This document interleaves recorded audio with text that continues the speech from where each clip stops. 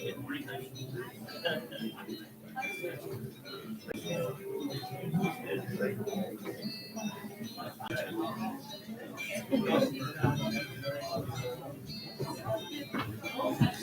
morning, brothers and sisters. Morning.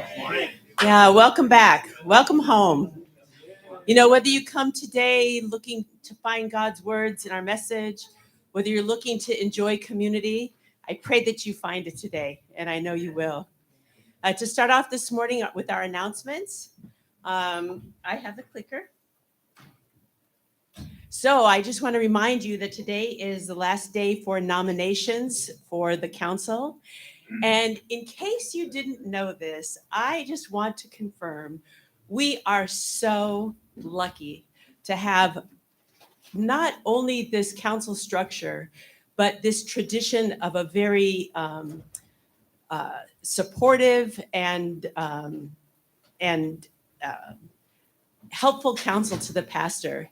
You know, I work with many communities, many of our communities across America, and we have something very special going on here at Belvedere that I hope we don't take for granted. And that is an elected council that gives a lot of support to our pastor and helps get things done. So it's a limited term. You only serve for 2 years.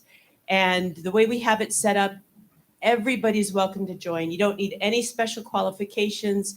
You don't need an MBA. You don't need a divinity degree. You know, from the youngest person to the oldest member of our community, everyone has something to add. So please get your nominations in today. The membership course. So this is something new that Pastor Justin has wanted to do for a while. The membership course is an opportunity to get to know who we are, our mission, the vision and history of Belvedere Family Community. And through this course, we can understand what does it mean to be a member.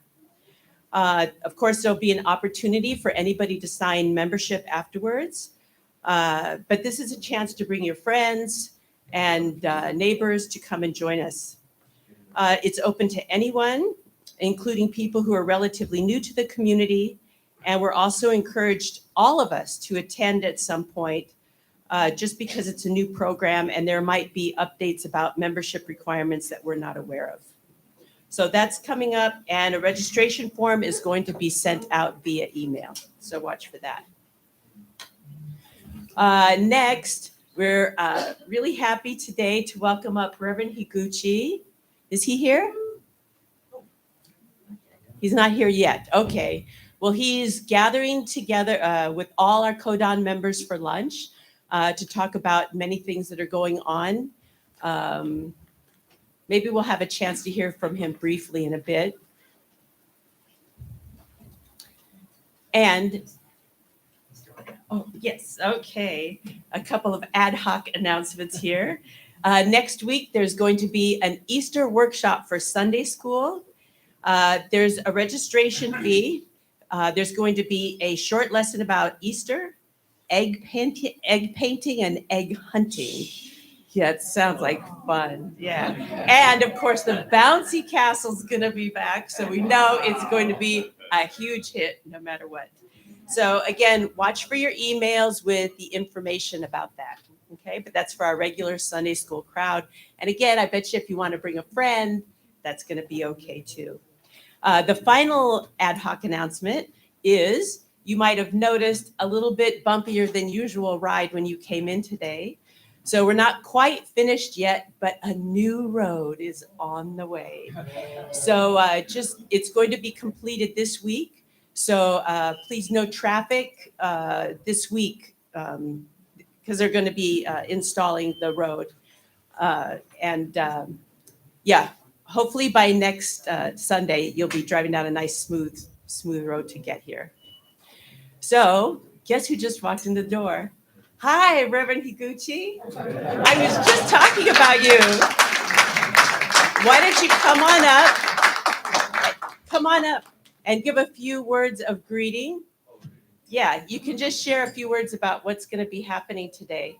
Actually, Reverend Higuchi, we all know him. He's been around for a while, but his new job is director of the Kodan ministry, and there couldn't be anybody better for that job.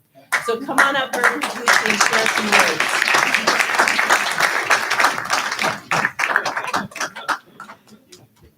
This is what happens when you show up late. You get introduced right unexpected. Just a few words. Wow. Unexpected. Good morning, everyone. Good morning. Nice to see you. Wow. Thank you for welcoming me. It's unexpected. I came a little late, right? So Dr. Yons told this morning it has to be prepared. Come earlier. Oh my God! So much things happening this morning. Sorry. So and my wife is here.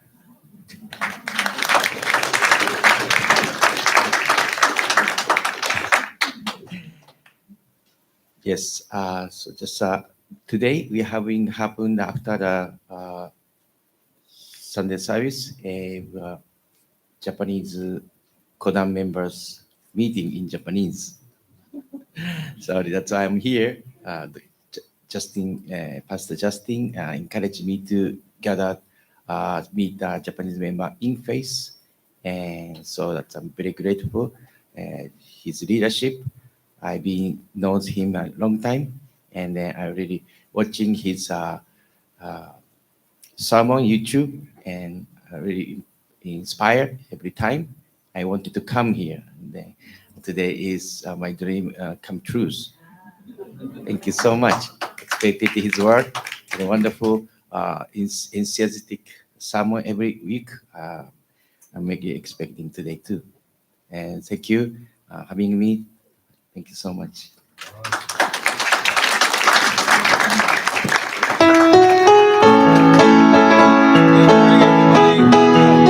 Welcome. Let's stand and sing some songs. You grab your voice and your energy. How's everybody doing? Let's hear the energy. Let's feel the energy. Let's go down by the riverside. Here we go. I'm gonna lay down my burden down by the riverside. Down by the riverside. Down by the riverside. I'm gonna lay down my burden down by the riverside. Down by the riverside. I ain't gonna study war no more. Study war no more. Study war no more. I ain't gonna study war no more. Study war no more. Ain't gonna study war no more. I'm gonna lay down my soul to sleep. Where? Shout out loud. Here we go. Down by the riverside, I'm gonna lay down my soul to sleep. Down by the riverside, down by the riverside. I ain't gonna study war no more. Study war no more. Study war no more. Study war no more. Study war no more. Study war no more.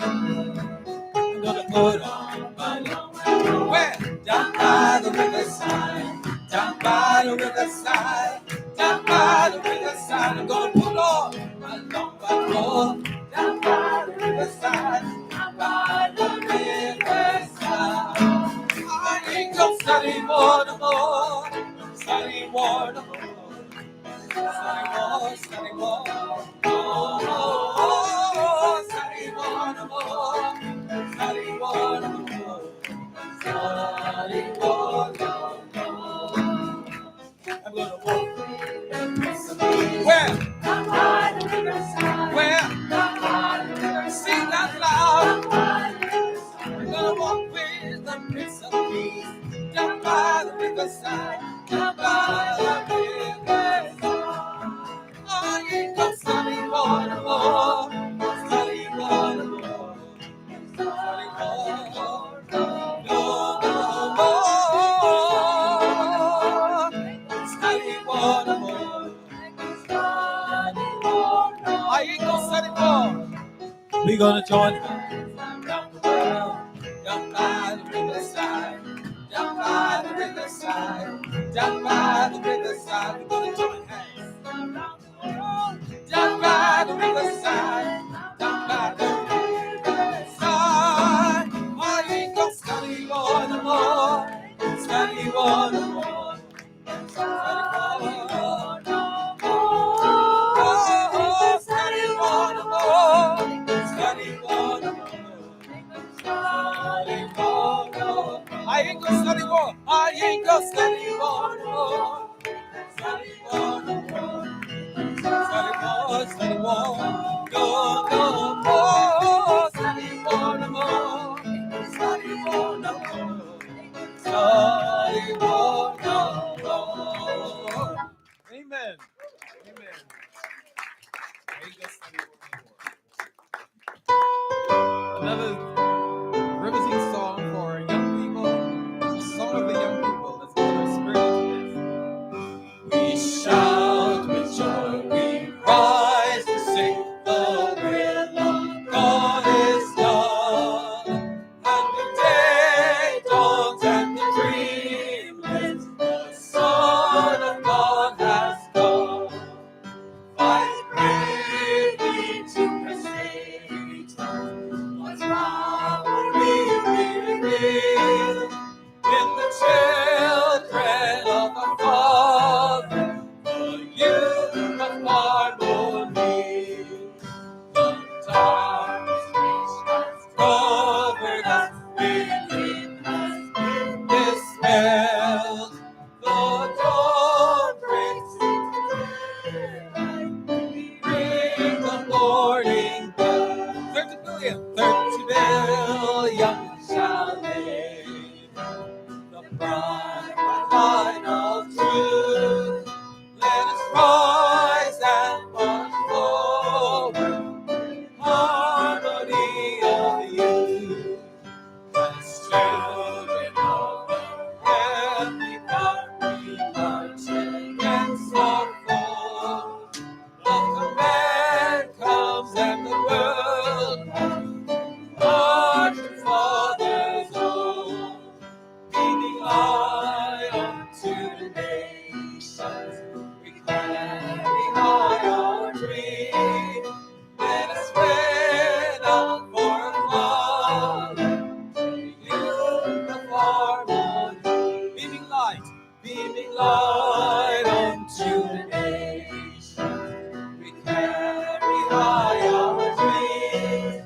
Let us spread out for a Father, the youth of harmony.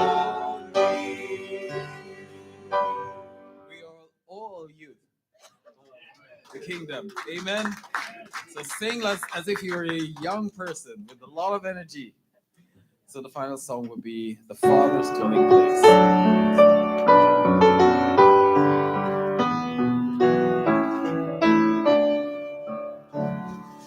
The Father's dwelling place is the fountain of our life, drawn to the light of eternal day. We abandon the darkness, may the word of God in my heart resound. So eternally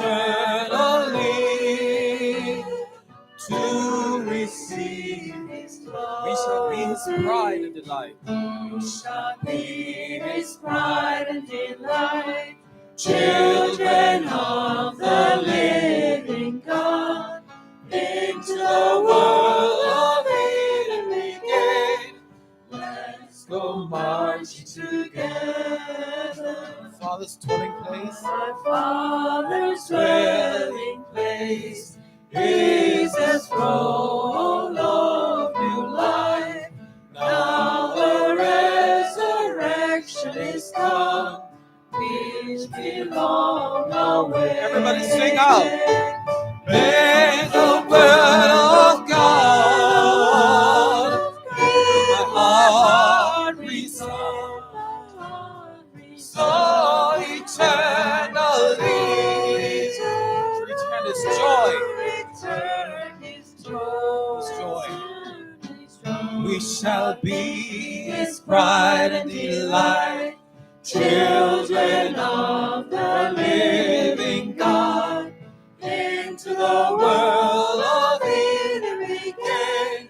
Let's go singing together. Our Father's dwelling place is eternal paradise. Where the blessing He has to reserve. The blessing He had to reserve. Will be freely given. Will be freely receive it. May the word of God in my heart reside, so eternally to receive His praise.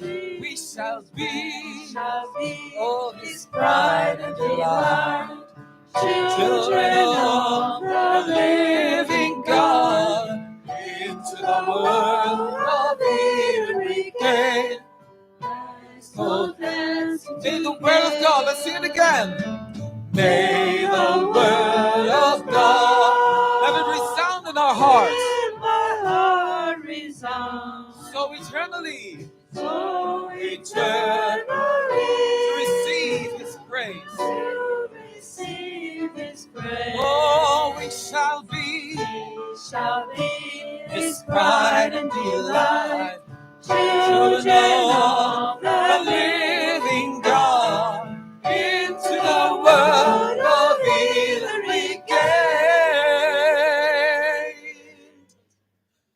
Let's go dancing together.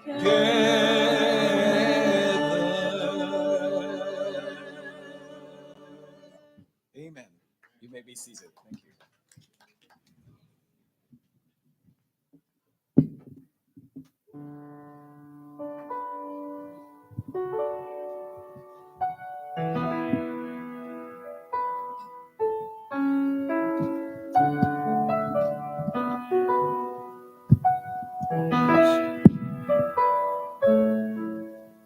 Please join me in prayer. Good morning, our loving Heavenly Parent. We are so grateful that we can gather this morning, that we have our life and the ability to come together as your sons and daughters. Heavenly Parent, we truly, sincerely invite you to be with us. We really pray that each of us can be open, really free in mind and heart, to really hear you, to really receive what you wish to share, your words this morning. We pray that you can reveal your heart to each one of us, and that we can sense your presence, really feeling as if we're really sitting right next to you, so close, Heavenly Parent. We sincerely ask that you can inspire our speaker, Pastor Justin, that he can really be open, that you can speak through him in ways that he didn't even plan to say or imagine that would be spoken, Heavenly Parent. And we pray that we can really support each other as we're here together, that we can uplift, inspire, embrace, and encourage each other along the path to come to know you, and to really know without a doubt we are your son and daughter. Right now we are experiencing the brightness of spring. The daffodils are in bloom. As you look at them, they are like little trumpets, truly heralding that it's a time of new life, of new breath. So I pray that we can also become truly daffodils in reflecting your image, to go out each day to really herald to the world that it is a new time, it is a new age, and that you are truly our Heavenly Parent, living and loving each one. So we thank you for this time, and we truly offer this time to you, that it be yours, and that you really, really feel warmly welcomed here. And I pray and report this in my name, Jean Rondon, of Francisco and Jean Rondon. Bless Central family. Adieu.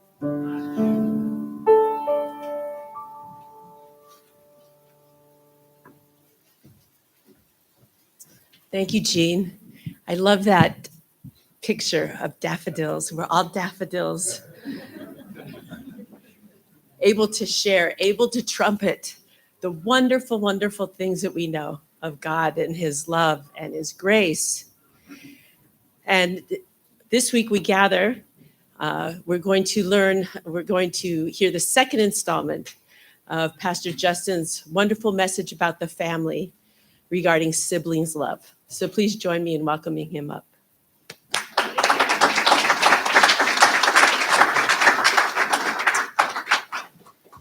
Thank you so much. Good morning, brothers and sisters.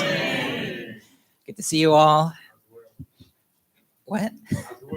Oh, yeah, thank you. Thank you. Oh, I heard two people say it today. That was great.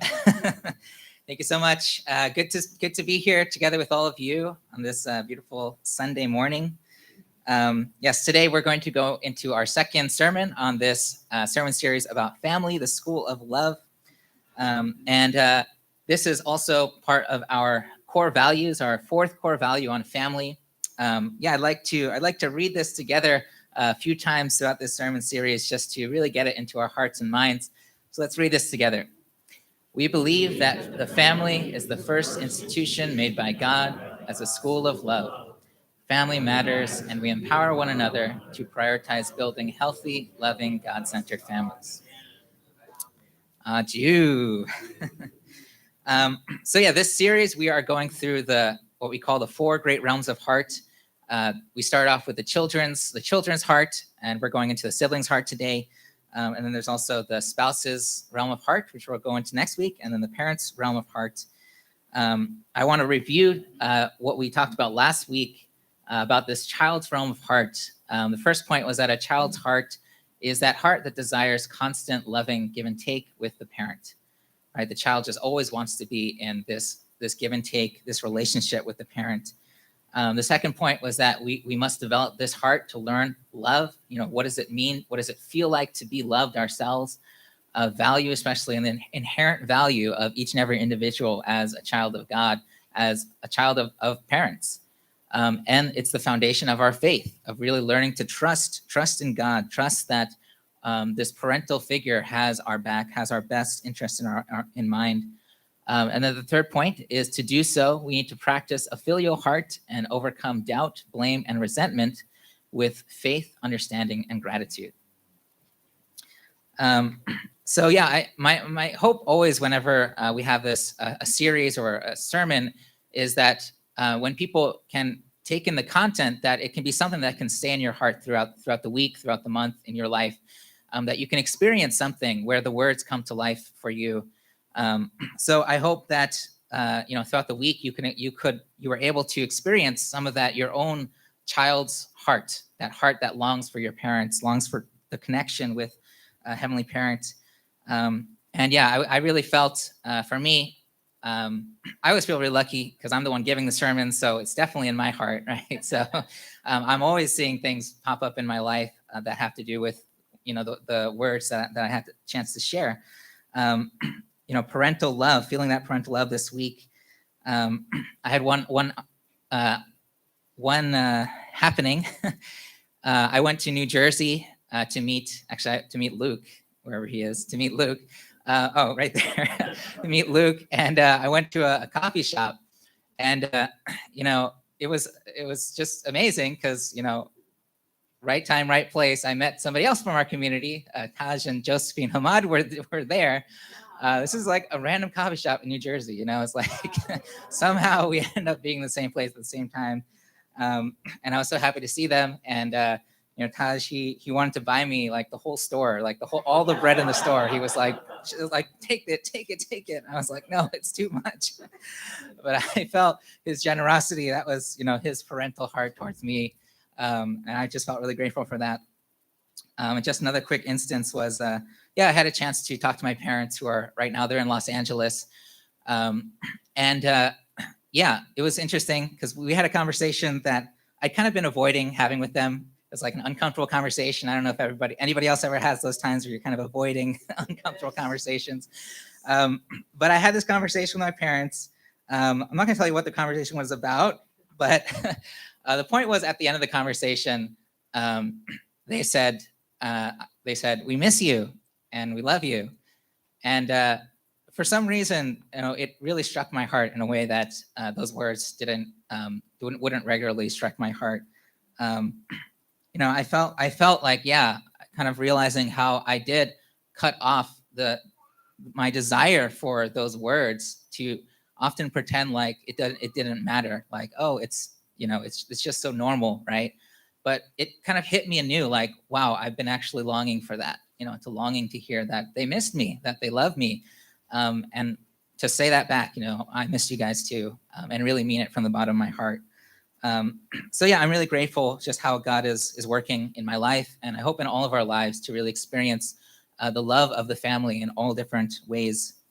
And to bring some context to today and about this whole idea of really learning about love through the family, I wanted to read this quote from our founder, Sun Myung Moon. Originally, true love was to be gained through life experiences and understood through internal realization. True love is not something that can be learned through words, a written text, or schooling. It is experienced completely only in life. As newborns, Adam and Eve were to grow and perfect themselves gradually through experiences of the heart of true children, true brother and sister, true husband and wife, true parents, encompassing their whole lives. Only after experiencing the true love of God on its entirety can one perfect oneself. So yeah, that's really my hope for this series. Is we want to learn about these different words and understand these different realms of heart, but ultimately, again, we're going to learn it through our own experience. We're going to learn it when we really put ourselves into the position to be a child, to be a brother, to be a sister to somebody else, to be with our spouse, to be with our children as parents. That's where we fully grow to perfect our heart. And that's really what this is about, is to become people who can practice true love, right? What Father and Mother Moon would call an owner of true love, somebody who can really own those words, not just speak those words, but own those words as a lifestyle. So today we're going to be talking about the heart of siblings. So first of all, I just wanted to take some time to talk about what is that heart? What is that heart actually? What is the essence of that heart? I took some time to pray about this, to meditate on it, and just to look at my own heart towards my brothers, my sisters, I got to be honest. This whole sermon series has been quite confronting for me.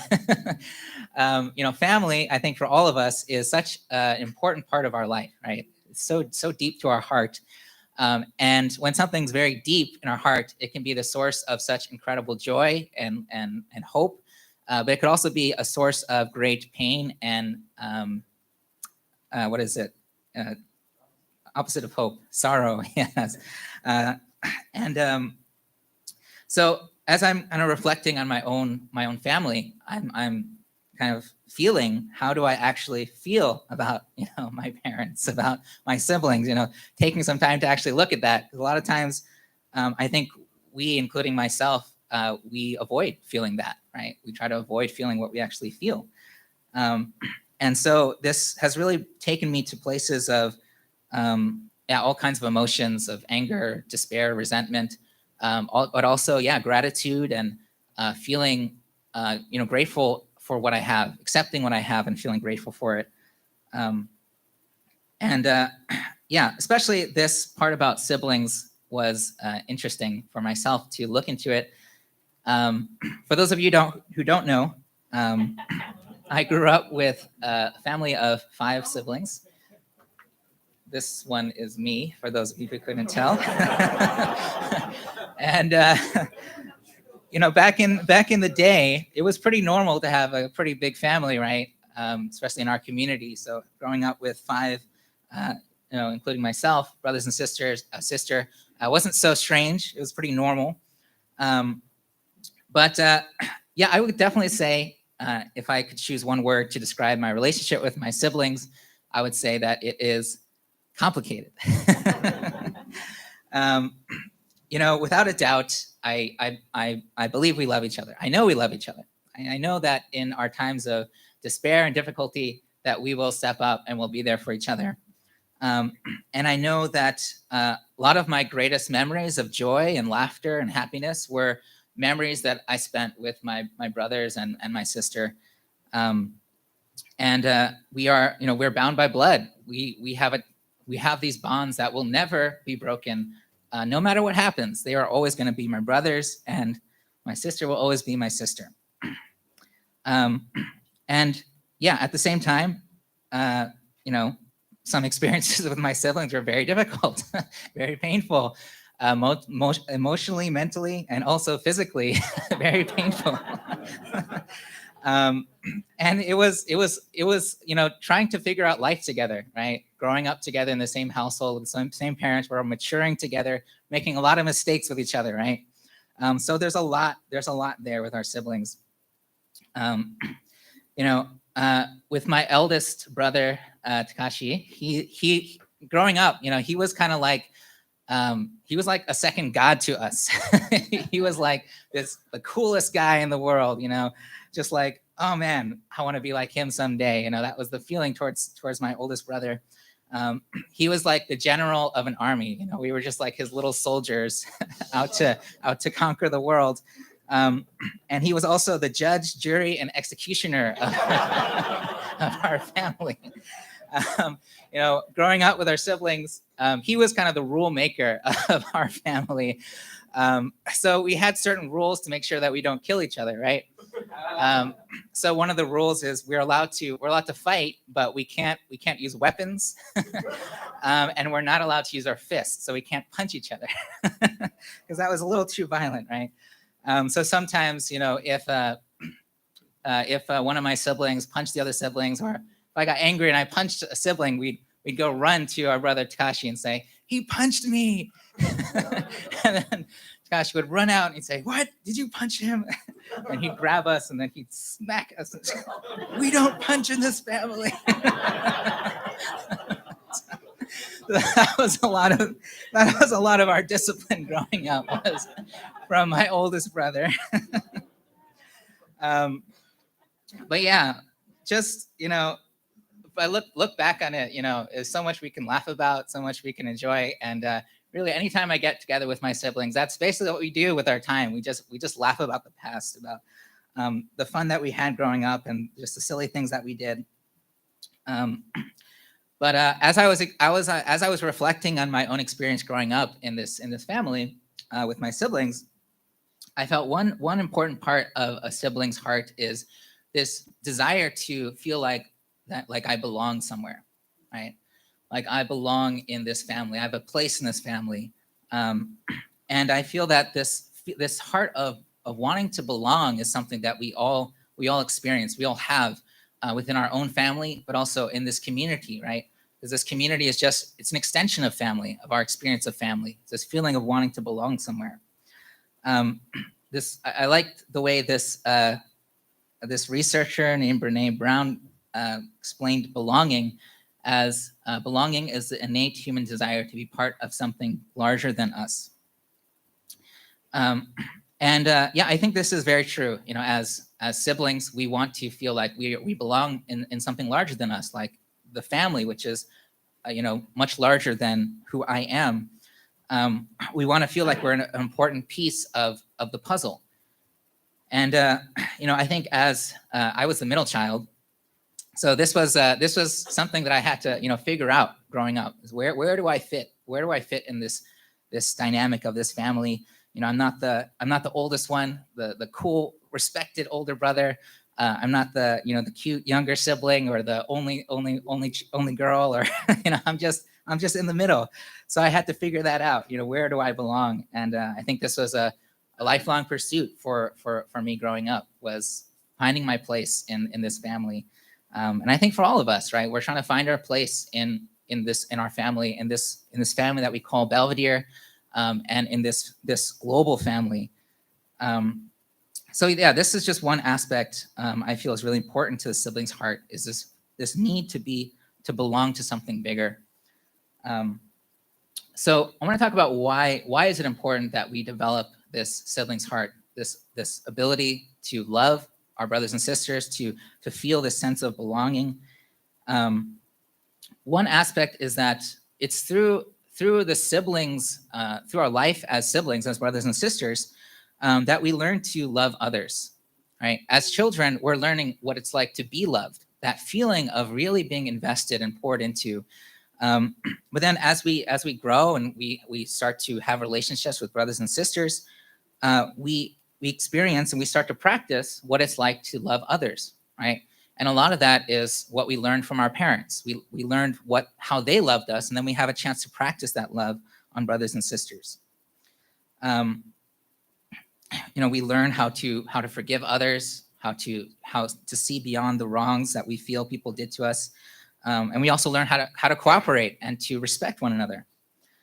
And especially, we learn how to love all different kinds of people, right? Because even within one family, siblings are incredibly different from each other, right? If you have kids, you have multiple kids, you can see, even though they came from the same two people, they have different personalities, different likes, different ways of looking at the world. And if I look at my own siblings, I thought, if I was not family with these people, would I be friends with these people? would I spend a lot of time with these people? And to be honest, I felt probably not, to be honest, just because, we're so different. Our interests are different. The things we like to do for fun are different. What we appreciate in life is different. But it is really through being a part of a family connected with our parents that it forced us to learn to love this person, to appreciate this person for who they are, for all of the things that are similar and all the things that are different about us. And I really believe that's why family is so important. It's so important to have those brothers and sisters in our life. And if you had a small family, or if you were an only child, that's okay, because you have a community, right? You have extended family. You have people that you are committed to love despite the differences that you feel from them. And that is one reason why I feel it is so important to feel committed to be a part of a community experience. To not just show up because you like the person who's sitting next to you, or not show up because you had a bad experience with somebody in the community, but to really commit that no matter what, I'm gonna rub against the differences, and we're gonna turn into something. We're gonna transform into something better than who we were coming in. So that's one aspect of why this is important. Another aspect is that we experience the substance of our value. So what do I mean by the substance of our value? In the last sermon, I talked about how being a child, we learn about our inherent value, right? This idea that no matter what we do, before we act, before we do anything in the world, we already have this inherent value. We are already cherished and loved by our parents. But as we grow up and as we get older and mature, we want to feel the substance of that value. It starts off as this internal potential that nobody and nothing can take away from us. But then we want to see that value be expressed in the world. For me, the times when I feel most complete and whole, the most valuable, and I can really feel my sense of purpose is when I'm serving my brothers and sisters. When I really feel like I have value to offer others, and I can see that value manifested in reality, in a physical reality, by the smiles of people's faces, right? By the nods of people when they're listening to my sermon. Oh, I can feel my value, through your responses, right? And when people can feel comforted by me, by my presence, right? And I think we all felt that, right? Is when we really feel alive in our life, is when we're being of service to others, and we can feel and we can see their response to us as a reflection of the value that's inside of us. It's through the smiles, the joys of our brothers and sisters. Just like an artist, right? An artist has all of these amazing and creative ideas in their heart, right? I'm sure Raul has all kinds of songs in his heart, right? That he's holding inside, right? But then when he gets to express it, when that artist gets to express it, and then there's a physical reaction, a response to it, then they feel, oh, my purpose is completed, right? And that's how we feel when we are of service to others. When we serve and love our brothers and sisters, we get a sense of that inherent value inside coming alive. So that was the second point. And I wanted to share this quote. This is by a not so famous poet. It says, each person is like a puzzle piece. Alone, we may look like a strange shape that doesn't belong. It's only when we are together that we realize we are an irreplaceable piece in a work of art. Right? When you look at a puzzle piece, right, it doesn't look like anything, right? It looks like weird. It's like a strange shape. But it's only when we put it all together that we realize, oh, there's art here, there's beauty here. We start to realize the value of that one puzzle piece in creating the whole picture. This poet, by the way, is Justin Okamoto, myself. Some of you saw that coming. I like to dabble in things, but so the third point is to bring joy to God and our parents. And this is the final point, is really we need to love our brothers and sisters to bring joy to our parents. There's no greater joy, I think, to parents than to see their children getting along and loving each other. It says in Matthew, a new commandment I give to you, that you love one another as I have loved you, that you also love one another. By this shall all men know that you are my disciples, if you have love one to another.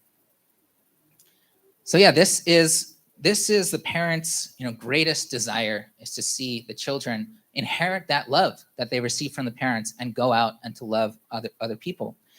You can't authentically, honestly say that you love your parents if you hate your brothers and sisters. To say I'm doing my best to love my parents, but then hating your brothers and sisters and making them miserable, you can't honestly say that you love your parents. You can't honestly say that you love God while hating brothers and sisters of this world. You can't say that you love Jesus or love, Father Moon or Mother Moon while hating the brothers and sisters that you have around you. Because what's going to bring the greatest joy to them is when they see us loving each other. And to me, it's key to realize that we can love each other, not despite our differences, but also because of our differences. To realize that this difference that I'm experiencing with this person is actually a beautiful piece of this wonderful puzzle that we can create harmony with.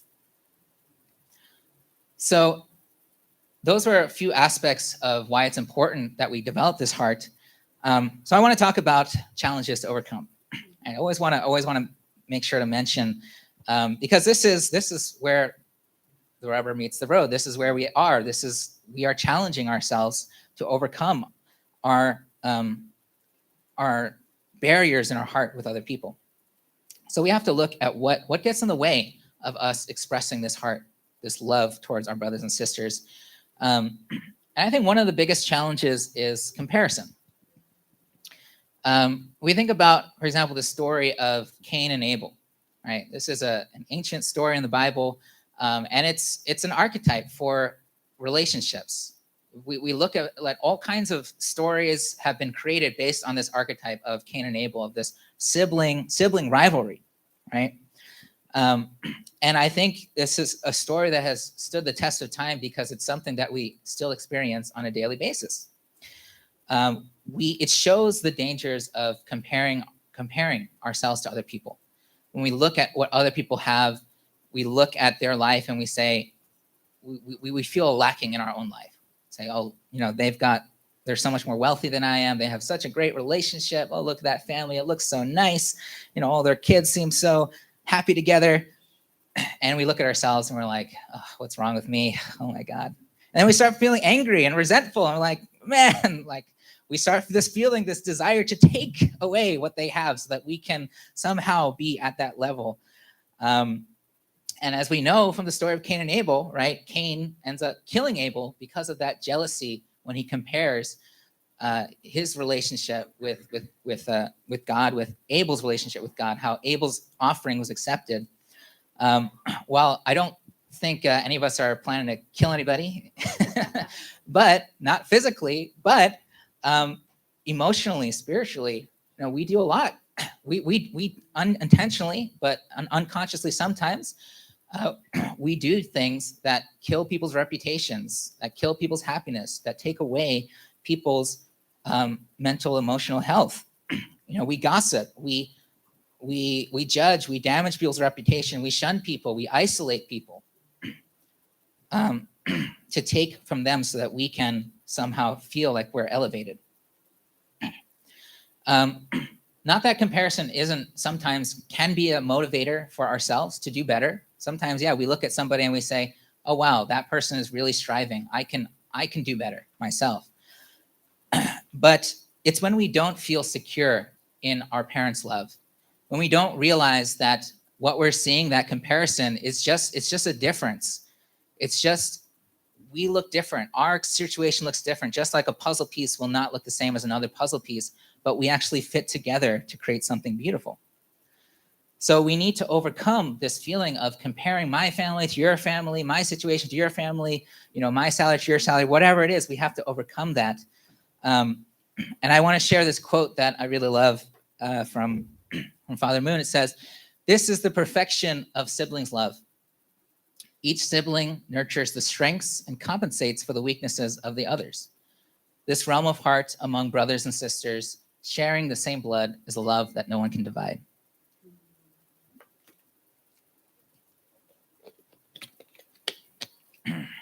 So yeah, I really feel, this is the ideal that we want to cultivate as brothers and sisters, is to nurture one another's strengths and compensate for each other's weaknesses. If you see somebody who's really good at something and you're not so good at that, we don't need to be jealous. We can just appreciate that person has something that we don't. And when we have something that others don't have, we can feel we have this purpose, this place to offer something unique and special. So really what we need to practice is cooperation and appreciation with our brothers and sisters. And sometimes it takes a crisis to really bring out our true hearts and to really force us to step up into this. So yeah, I just wanted to share a quick experience I had with my siblings. Last Sunday, I shared about how I had been engaged with someone before my wife and how that didn't work out. So I wanted to share a little bit more about that story. So yeah, I was engaged to somebody for a little over a year, and things eventually went downhill. We were living we were long distance, so she was in Japan, I was in America. And I remember, I was just in my bedroom, and I had sent her some emails, and then finally she had agreed to talk to me. So we had back then it was Skype, right before Zoom. we Skyped, and I had a chance to talk to her, and I just told her, obviously something's not going right. We haven't been communicating. You're not answering my emails. I'd rather you just be honest with me and tell me what's really happening. And she said, okay. So eventually she says to me, I don't think we're going to work out because our faith is just so different. You have this love for this community, for the church, and I just don't have it. I just don't believe in, Father and Mother Moon. I don't believe in the blessing. So, immediately I just felt this incredible sting in my heart. I couldn't really say anything to her. I just said, okay, I think that's it. I just shut the computer at that time. I was just in such a state of pain. And I just started screaming. And I was just at the top of my lungs saying, why? And I was just crying. I just could not stop this flow of tears coming. And so eventually, after I don't know, 30 minutes of just being in agony and crying, I eventually took my computer and I went to our living room, and I just got my computer out, and I decided, you know what, I'm just gonna erase every memory of this person from my life.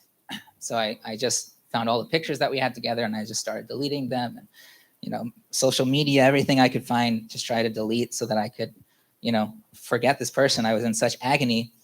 But in that moment, my oldest brother, Takashi, he came up to me and he put his arm over my shoulder, and he was consoling me.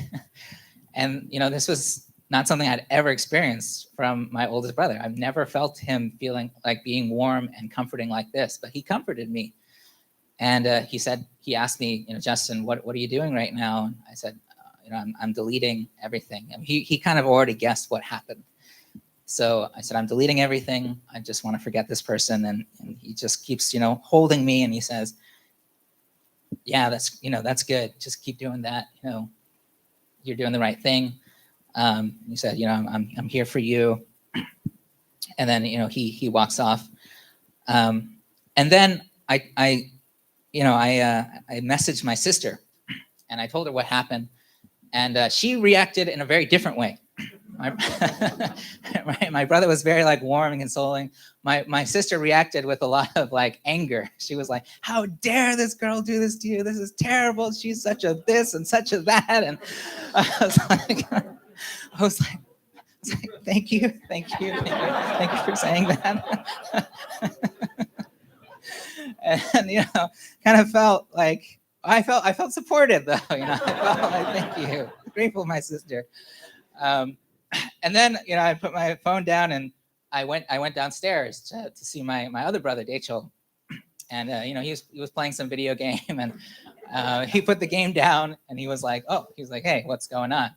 And I was like, yeah, my engagement just didn't work out, and she broke it off with me. And he looks at me and he's like, yeah, Justin, some girls just can't handle the Okamoto charm. He's like, it was just too much for her. And I just started laughing. I was like, oh my God. I was like, yeah, man. Yeah, bro, you're right. And it was just it was amazing. I felt lighter. I felt like, wow, I couldn't believe I could laugh so quickly after just that experience. It was just such an amazing experience. And really, I got to see, how each and every one of my siblings are so different.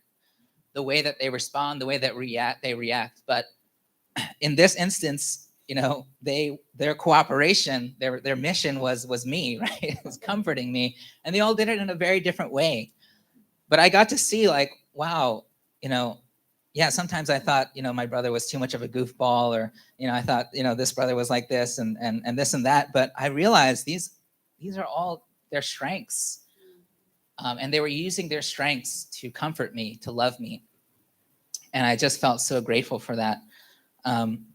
After that, not just my own siblings, but brothers and sisters in the community, really stepped up to comfort me, whatever they could do. I remember one elder couple, they took me out to see a movie, and it was I was like, this is so awkward. I don't know, I don't know these people, but they were like, let's go see a movie. I was like, okay, you're gonna pay for it, okay, sure. But it was that heart, that thought, that whatever, they just wanted to comfort me in my time of difficulty and agony. And I really owe it to the love of my brothers and sisters that allowed me to go over that. I remember my sister asking me, how did you get over that so quickly? 6 months later, you were engaged to somebody else and getting married. And I was like, yeah, I just felt so much love. I just felt so much love from my brothers and sisters. So what this really taught me is that, at our core, none of us, God doesn't make mistakes. In our family, nobody is a mistake. the way that we are with our personalities and our quirks and our differences, these are the beautiful aspects of us that we get to contribute to the whole, to make a loving family, a warm family, a place where people can grow and learn about love. And if you didn't have, if any of these aspects were missing, it would not create the beauty of what a family is. My family would not be the same if it were not for each and every member. And, certainly there are times where I think about, man, like maybe it would be easier if we didn't have so many kids. But I couldn't imagine any one of them not being in my life. Despite all the heartache and the difficulties, each and every one of them has a special place in my heart.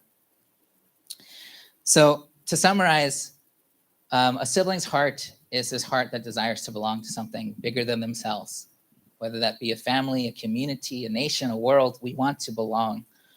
And we have to develop this heart to learn to love others, to start giving love, to bring value to others, and to bring joy to God, joy to our parents. And in order to do so, we have to overcome this comparison and focus on cooperating, focusing on appreciating the strengths and the differences of our brothers and sisters.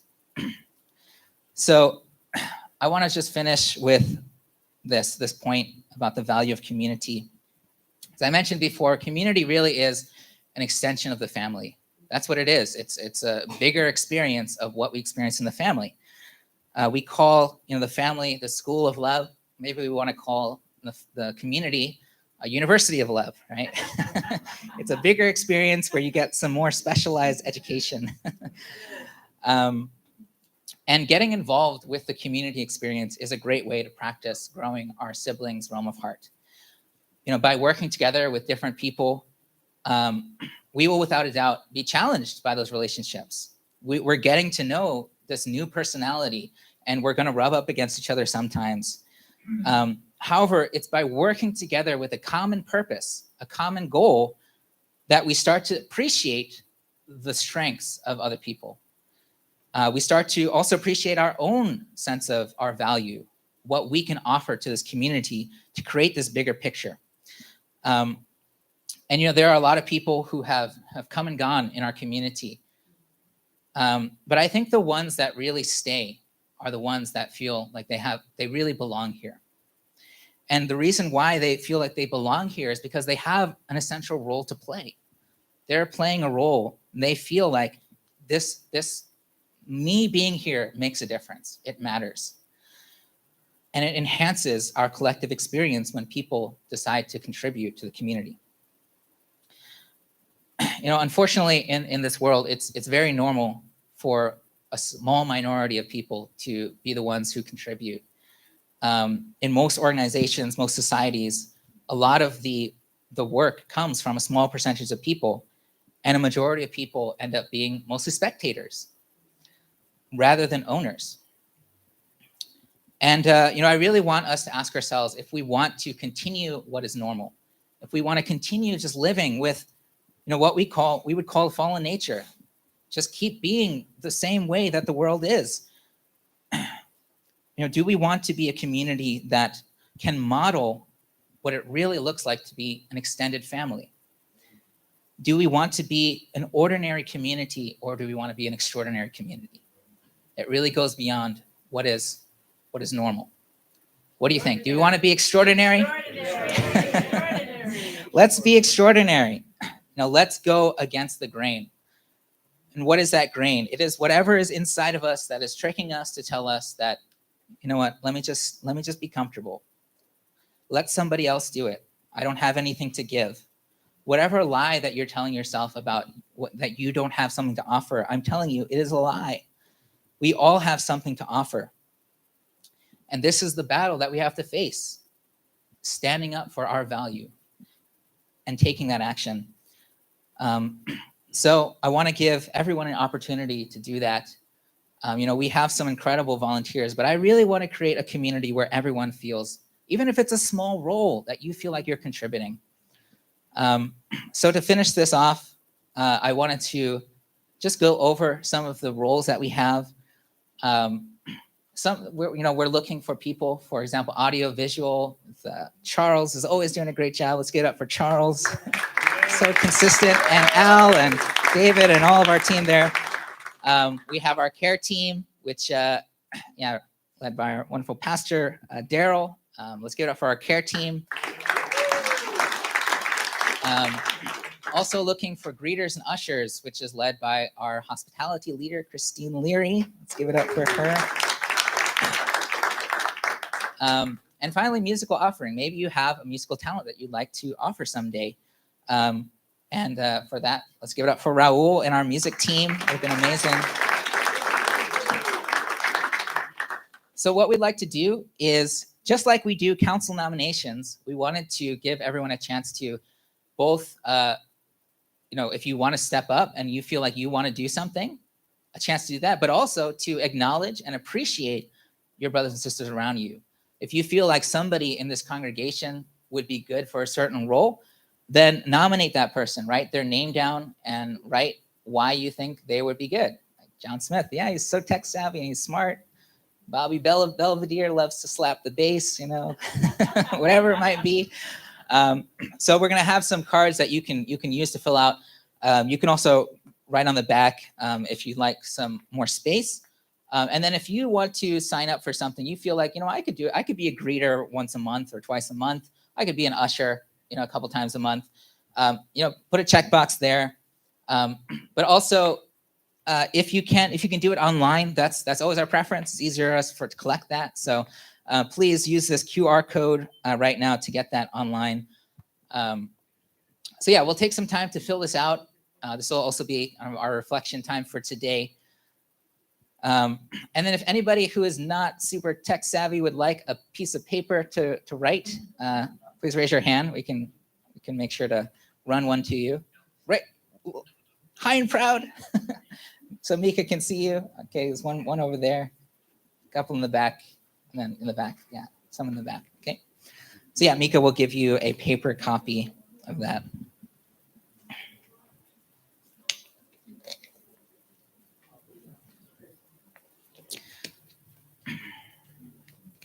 So yeah, once everybody has it, I'll go through each role as well, a little bit more in depth.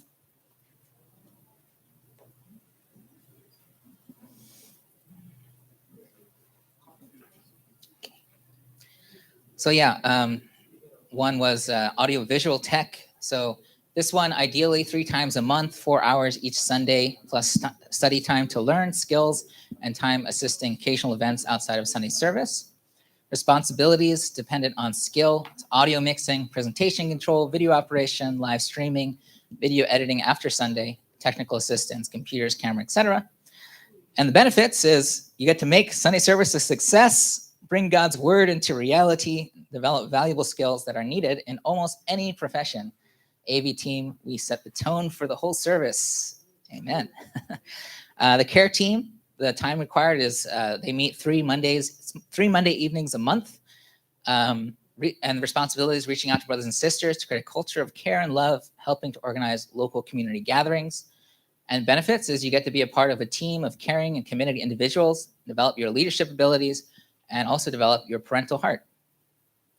Greeter, 2 times a month, we want to ask people to commit to. Responsibilities, greet and welcome each person with a warm, friendly smile, pass out pamphlets, and the benefits is make our community gathering a place people feel welcomed. Usher, again, 2 times a month, help people and families find seats, keep monitoring and being aware of available empty seats. Make sure the door is closed once service starts, and the benefits are help create an atmosphere for everyone, pastor, audience, and audience to receive the most out of the service. And finally, musical offering. This can be whenever, however many times you want. Once every few months is totally fine. Offer a musical offering at service. And benefits is you get to express your musical abilities, share your talent, and what you love with all of us. So that's going to be it. Feel free to reference this if you'd like. We do want to ask for a 6-month commitment if you're going to step up for something. Commitment is important. But yeah, that's going to be it from me. So thank you very much. And enjoy filling out your papers.